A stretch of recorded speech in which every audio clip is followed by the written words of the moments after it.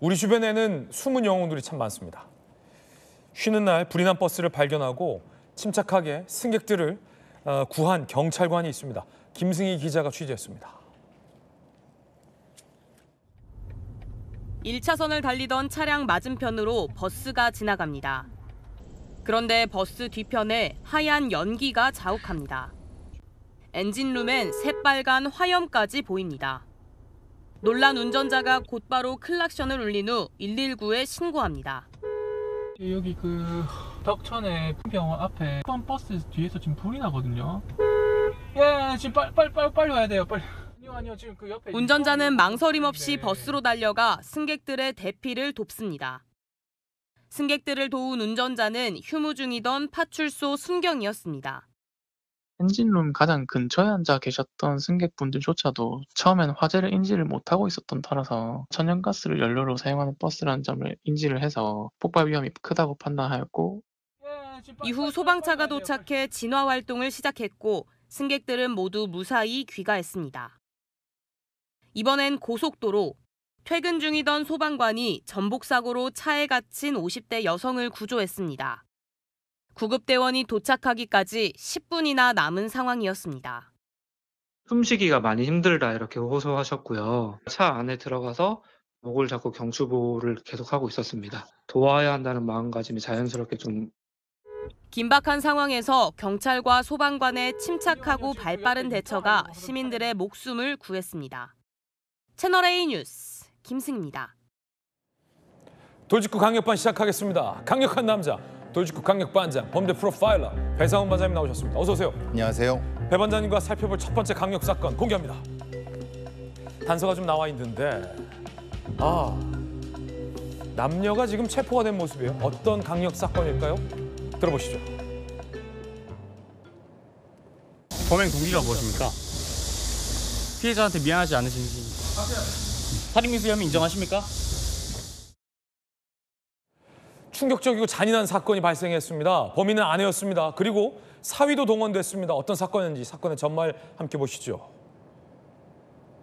남편 잠든 사이 중요 부위 절단. 생각만 해도 끔찍합니다.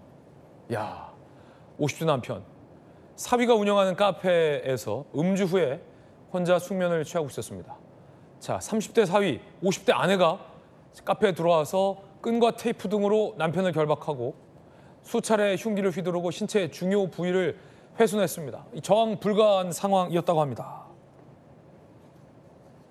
자, 이 50대 남편 스스로 결박을 풀고 택시에 도움을 요청하고 119에 연락을 해달라. 병원에서 봉합수술이 진행됐지만 회복 여부는 이 불투명한 상황. 범행 후 아내와 사위는 현장을 이탈, 도주하기도 했습니다. 일단 여기까지 보겠습니다. 아니, 뭐 기괴한 사건인데 왜 이런 겁니까? 이 전 아내인가요? 현 아내인가요? 아닙니다. 별거 중입니다. 별거 중에 현 아내인데 5년 별거를 했다고 합니다. 네. 그러니까 이제 뭐 본인은 이제 남편의 외도 이런 얘기를 했는데, 근데 이제 그 상황이 좀 애매하다. 왜냐면 애매하다. 5년 동안 별거를 했으면 그게 조금 애매한 부분이니까. 그렇죠. 그리고 이제 경제적인 문제를 경찰은 보고 있는 것 같은데요. 두 가지 다 보고 있는 것 같습니다. 뭔가 금전을 노린 범죄도 있을 것 같다. 예. 근데 좀 애매한 것은 만약에 보험살인이라든가 아니면 상속 이런 걸 노렸다고 하면은 아예 살인이 완수되게 하는데, 살인이 아니라 중요 부위를 절단했다. 이건 그러니까요. 어떤 심리입니까? 그러니까 이제 과거에 한 10년 전이라고 하면 보통 프로파일러들은 이걸 피학대 증후군 정도로 판단했을 겁니다. 피학대 증후군. 왜냐하면 이제 남편의 학대에 의해서 그 아내가 어떤 남편의 중요 부위를 이렇게 훼손하는 경우가 예전에는 종종 있었거든요. 예. 근데 지금은 사실은 이게 좀 애매한 부분이 있습니다. 왜냐하면 실제로 별거 중이고 다른 어떤 그런 것이 나타나지 않는 상태이기 때문에 그것까지는 아닌 것 같은데, 그래서 일종의 복수심 플러스 뭐 돈 부분도 있는 것 같고 두세 가지가 섞여 있는 것이 아닐까. 여기에 이제 계획 범죄는 명확한 것 같습니다. 왜냐하면 사위가 하는 카페에 아마 유인을 해갖고 결박을 한 다음에 사위는 가담했는지 안 했는지 모르겠습니다. 왜냐하면 본인은 이제 강요에 의해서 했다고 하니까. 그러니까 그 안에서 범죄가 이루어졌는데 범죄가 순차적으로 이루어졌습니다. 예. 그러니까 바로 어떤 뭐 그 훼손이 들어간 게 아니라 조금 시차가 있습니다. 그래서 조금 더 잔혹하게 느껴지실 겁니다. 이 사건 좀 미스테리합니다. 별거 중, 그러니까 5년간 별거 중에 갑자기 외도, 과거 외도를 이유로 중요 부위를 절단했다? 이것도 좀 이해가 되지 않고 방금 언급해 주셨듯이 사위, 예. 사위까지 이 사건에 장모에서 동원됐다는 겁니다. 일단 장모와 사위는 어떻게 됐을까요? 이상한 사건이에요, 이거. 증거인멸하거나 도주 우려 있다라고 살인미수 혐의로 둘 다 구속시켰어요. 이건 구속 잘 시켰어요. 구속이 맞는데 범행 동기가 뭐냐는 거죠. 함께 보시죠. 5년 이상 별거 중 남편 외도 의심. 이게 좀 이상하다는 거예요. 이혼을 하든가 아니면 다른 사건처럼 무슨 뭐 살인으로 이어지던가 하는 게 오히려 더 범죄 프로파일링상 논리적인데 이게 아니라는 거죠. 예, 그렇습니다. 사위, 장인어른을 혼내주러 가는 줄 알았다. 평소 장모를 무서워해서 시키는 대로 하지 않을 수 없다. 이것도 좀 상식적이지 않아요. 그러니까 혼내주러 가는 건 뭐 그러니까 말하자면 부부싸움에서 뭔가 이제 편을 들어주는 정도까지는 이해하겠습니다. 네네. 근데 그 다음에 그 뭐 그런 행위가 있을지 그런데 아무리 그렇다 하더라도 장인을 결박한다. 이게 사실은 상식적이지 않지 않습니까? 상식적이지 않죠. 이거는 사실 대단히 위험스러운 상황일 수 있는 상황인데 그것을 그대로 무섭다고 그러니까 스스로 했다. 이거는 사실은 뭔가 감춰진 게 있을 수밖에 없는 거죠. 여기에서 이제 그럼 딸, 그러니까 사위의 저 부인이죠. 네. 이 두 부부의 딸, 이 개입을 어느 정도 했는가? 왜냐하면 이것은 가스라이팅 부분도 연결됩니다. 왜냐하면 장모가 사위를 가스라이팅을 해서 무엇인가를 계속 시키게 했다고 하면은 이것도 가능한 부분이 있는데 아직 딸의 개입 여부는 지금 무관하게 밝혀지고 있거든요. 그래서 그 부분이 지금 제3자인 왜 사위가 끼어드냐 이 말이에요. 그러니까 딸이라고 하면 어떤 동기가 되겠죠. 그러네. 가족 상황이잖아요. 그러네요. 근데 사위는 어떻게 보면 제3자. 예. 관련이 없을 수 있거든요. 그러니까 이게 좀 더 경제적 동기를 의심하는 이유가 그겁니다. 경찰은 외도가 아니라 돈 때문 아니겠느냐를 의심하고 있습니다. 부관 문제에 제3자인 사위가 끼어든 점 등을 고려했을 때 경제적인 동기가 작용됐을 가능성. 이게 어떤 뜻입니까? 조금만 더 분석해 주세요. 왜냐하면 이 상황에서 사위는 직접적인 어떤 이해관계가 없습니다. 그러니까 딸은 무관해요. 그럼 결국은 장모가 돈을 얼마 정도를 뭐 주겠다는 얘기를 하면서 개입을 시켰다. 이렇게 설명이 되는 겁니다. 경찰은 그렇게 보고 있는 거죠. 지금 이 장모가 범행 동기와 관련해서 사실 아닌 거짓을 얘기하고 있다고 배 반장님 보십니까? 아는 쪽에 있는 얘기는 하지 않은 것 같습니다. 왜냐하면 이것은 형량과 관련이 있습니다. 그리고 이것은 지금 살인 미수지만은 사실은 법정에서는 중상해로 주장할 겁니다. 그렇군요. 왜냐하면 나는 죽일 의도는 없다. 괴롭힐 의도밖에 없다라고 하면은 형량 자체가 완전히 달라지고 그렇기 때문에 그걸 이제 미리 얘기하려고 하면 사위한테 그렇게 하면 안 되죠. 그런 얘기를 이렇게 하는 부분이 아니기 때문에 형량 관련이 있기 때문에 조금 다른 문제가 있는 것 같습니다. 야, 이 사건 범죄 프로파일링 반드시 들어가야 합니다. 두 번째 강력 사건 만나보시죠. 두 번째 사건의 단서는 이겁니다. 이 사진 한 장. 자, 이거 어떤 사진일까요? CCTV 영상이 입수됐습니다. 함께 보시죠. 지난달 29일 경기 양주시 늦은 밤 경광등을 켠 소방차가 도착하고 대원들이 내립니다. 건물 창문에 사다리를 설치합니다. 자, 그리고 건물에 진입하고 잠시 뒤 어린 아이를 안은 채 구급차에 올라탑니다. 폭염 속에 아이가 방치된 것 같다는 신고에 홀로 남은 42살짜리 남자 아기를 무사히 구조한 건데 이 42살 어린 아이는 왜 홀로 폭염 속의 집에 방치돼 있었을까요? 알고 봤더니 20대의 엄마가 이혼 후에 홀로 이 2살 남아를 키우고 있었는데 아이만 두고 3일간 외출했어요. 쓰레기 쌓인 집안, 낮 최고 기온 35도, 폭염 속에 선풍기만 작동. 외출 동안 끼니 챙기거나 기저귀도 안 갈아주고 돌보지도 않았다는 겁니다. 황당한데, 자, 이 엄마의 말이 더 황당합니다. 저녁 먹으러 나갔다 돌아오는 길 일하더니 3일간 나갔던 게 발각되자 남자친구 만나러 갔다.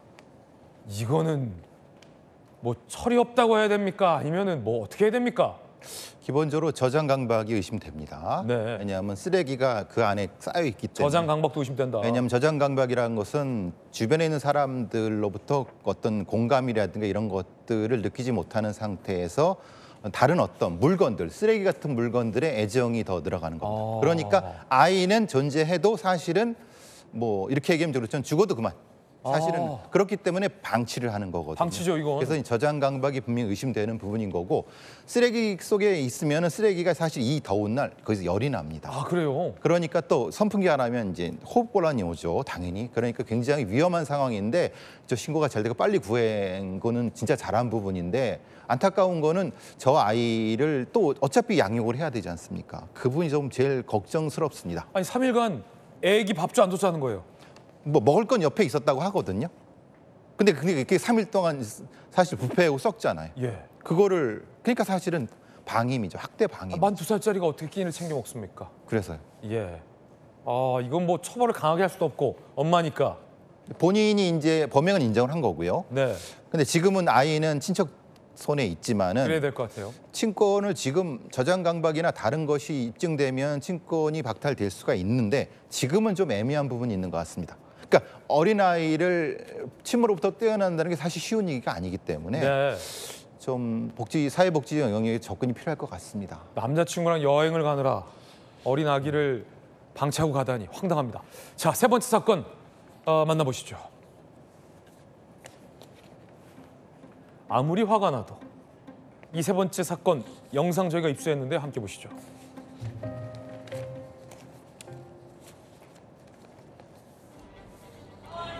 지난 1일 경기 평택시 도로에 주차된 차량에서 시뻘건 불길이 치솟습니다.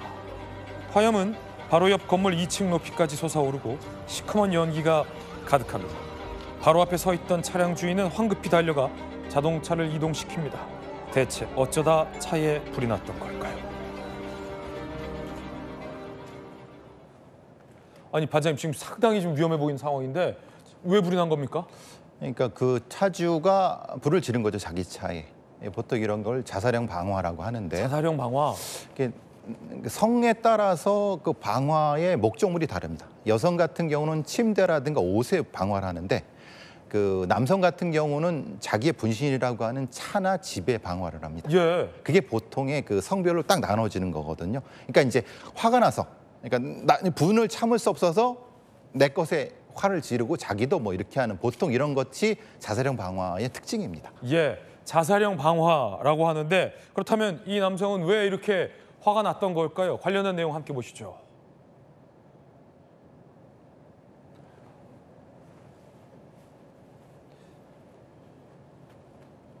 자, 60대 남성이 이웃 주민과 과거 주차 문제로 갈등이 있었다. 사건 당일 사무실 건물 앞에 차 옮겨달라 거절. 그러자 차량에 방화를 했다. 소방대원이 출동했고 주민 7명이 대피했습니다. 전화 후 사무실에 의식 잃은 채 발견, 병원 이송, 의식 회복, 일반 자동차 방화 등 혐의로 긴급 체포됐는데 아니 반장님, 차 빼달라고 했는데 안 빼줬다고 불 지른 거예요?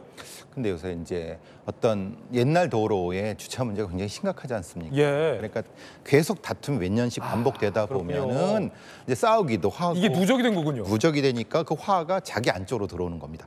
자기 안쪽으로 들어올 때 자기의 가장 분신이라고 할 수 있는 차에 불을 지르는 형태거든요.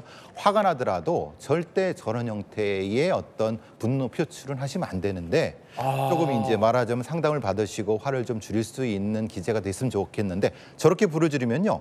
복사열 때문에 주변에 있는 그 차나 사람은 그게 다치게 하거든요. 지금 보니까 그 차 안 빼줬다고 이웃 차량에 불을 지르고 자기 건물로 불이 옮겨 붙었는데 아니 이거 큰일 날 뻔했지 않습니까? 큰일 나죠. 큰일 나죠. 저거는 저렇게 되면은 진짜 여러 사람 돌아가실 수 있거든요. 절대 저렇게 해서는 안 됩니다. 네. 아니 근데 아무리 화가 나더라도 이 상식선이라는 게 있지 않습니까? 아까 그 20대 그 철부지 애기 엄마도 마찬가지고 예. 이 보통의 사람들이라고 하면 분노나 아니면 여러 가지 아까 저장 강박이라도 말씀하셨는데 어떤 나의 심리 상태에도 불구하고 그래도 그 상식선을 벗어나지 않는 게 보통 사람들의 판단인데 왜 그런 겁니까? 글쎄요, 뭐 범죄학자들은 뭐 날씨 영향도 있고 이런 어떤 사람과의 관계 영향도 많은 얘기를 하거든요. 사회적 관계에서의 어떤 걸 해소할 수 있는 구조가 사실 좀 부족한 부분이 있는 것 같습니다. 그러니까 그것이 화가 물건으로 향하는 거죠. 물건으로 향하면 방화가 되는 거고 아, 그렇군요. 사람으로 향하면 폭력이 되는 거죠. 아, 그렇군요. 오늘도 우리 범죄 프로파일러 배상원 반장님과 함께 범죄자들의 심리에 대해서 날카롭게 풀어봤습니다. 반장님 감사합니다. 감사합니다.